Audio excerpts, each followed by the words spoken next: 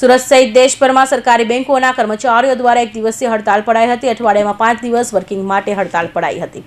27મી જાન્યુઆરી એટલે કે આજે મંગળવારના રોજ સરકારી બેંકો દ્વારા એક દિવસ હડતાલ પાડી હતી। સુરત શહેરના ગોળદર રોડ ખાતે આવેલા બેંક ઓફ ઇન્ડિયા ખાતે મોટી સંખ્યામાં બેંક કર્મચારીઓને હડતાલમાં જોડાયા હતા અને સૂત્રાચારો કરી વિરોધ નોંધાવ્યો હતો।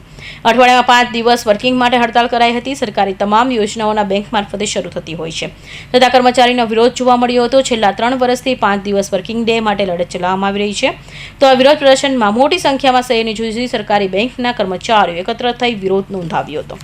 મારું નામ સંજીવ કલાક છે। હું ગુજરાત બેંક વર્કર્સ યુનિયનમાં વાઇસ પ્રેસિડેન્ટ છું અને યુનિયન બેંક એમ્પ્લોયઝ યુનિયન સુરતમાં જનરલ સેક્રેટરી।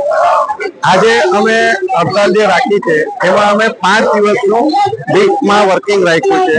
એ એટલા માટે કે 2022માં જ્યારે અમારા આઈબીએ જોડે એગ્રીમેન્ટ થયેલું છે કે ટૂંક સમયમાં અમે 4 શનિવાર રજા રાખીશું। એના બદલામાં અમે કોઈ કોમ્પ્રોમાઇઝ કે મફતમાં નથી માંગ્યો।